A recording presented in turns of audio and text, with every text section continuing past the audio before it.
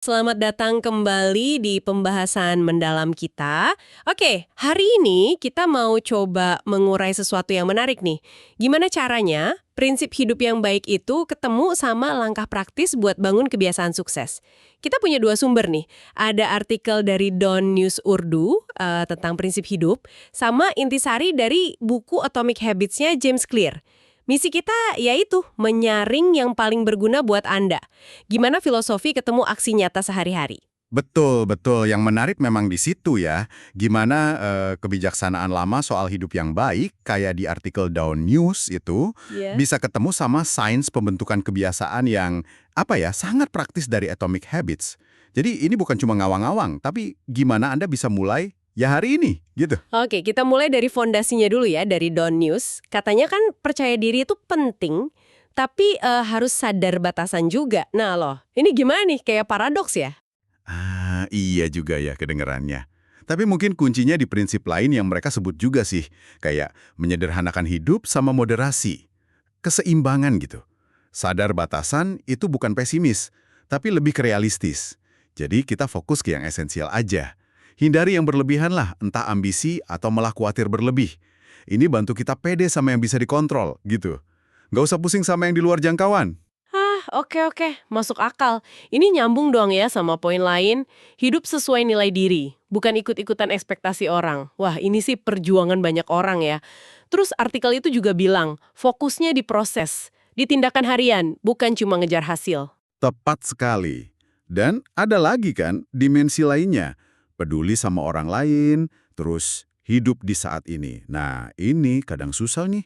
Nggak di masa lalu, nggak di masa depan. Berpikir positif, terus belajar, sabar. Nah, sabar ini penting. Dan berani ambil keputusan. Termasuk milih pengaruh, teman, bacaan, pikiran. Itu krusial banget. Intinya, ini kayak pilar-pilar yang saling nguatin lah buat hidup yang utuh. Pilar-pilarnya kuat, tapi ya itu tadi, gimana bikinnya kokoh berdiri tiap hari. Nah, kayaknya di sini Atomic Habits masuk nih, ngasih jemlatan praktisnya. Konsep utamanya kan kekuatan perubahan kecil itu ya, yang 1% perbaikan tiap hari. Persis, itu dia, efek gabungan. Compounding effect istilahnya. Kelihatannya sepele ya, 1% per hari. Tapi dalam jangka panjang, wah itu tumbuhnya eksponensial. Makanya fokusnya geser, bukan ke target gede yang bikin ngeri duluan. Tapi ke sistem, ke proses harian yang bisa Anda jalankan. Konsisten. Ingat tadi Don Wills bilang, fokus ke proses? Nah, Clear ini ngasih tahu caranya. Saya suka nih ide sistem lebih penting dari tujuan. Bener juga sih, tapi gimana caranya biar kebiasaan kecil ini beneran nempel? Nggak cuma anget-anget tai ayam gitu. Nah, kata clear, kuncinya itu ada di lapisan paling dalam. Apa itu? Identitas. Perubahan yang paling awet itu kalau kita mengubah cara kita ngelihat diri sendiri. Jadi pertanyaannya bukan cuma mau capai apa, tapi lebih ke saya ini mau jadi orang seperti apa.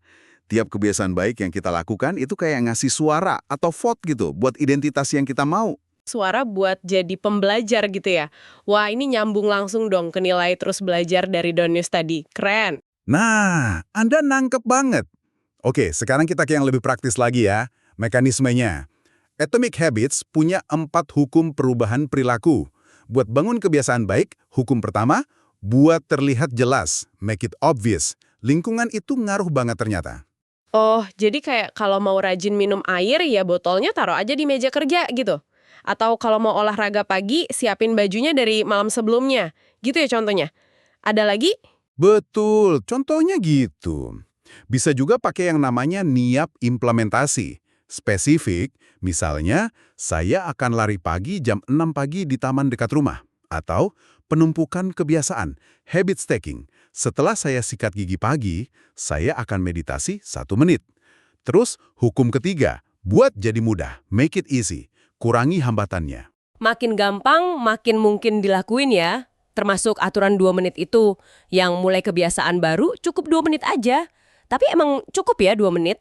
Tujuannya bukan langsung jago atau selesai, tapi memulai. Itu kuncinya. Bangun momentum dulu. Kalau udah biasa mulai, nanti nambah durasi gampang. Ngelawan rasa malas buat mulai, itu yang paling berat kan? Oke. Itu buat kebiasaan baik. Nah, kalau kebalikannya, mau ngilangin kebiasaan buruk, logikanya tinggal dibalik aja gitu. Tepat sekali, pakai kebalikan hukum pertama. Buat tak terlihat. Make it invisible. Ya, kurangi aja paparan ke pemicunya. Misal, kalau mau ngurangin main medsos pas kerja, ya jauhkan HP-nya. Simpen di ruangan lain misalnya. Ini bukan cuma soal tekad kuat, tapi pinter-pinter ngatur lingkungan. Bener juga. Dan kebalikan hukum ketiga berarti, buat jadi sulit, make it difficult. Tambahin aja hambatannya. Kalau mau ngurangin ngemil nggak sehat, ya jangan nyetok di rumah. Betul.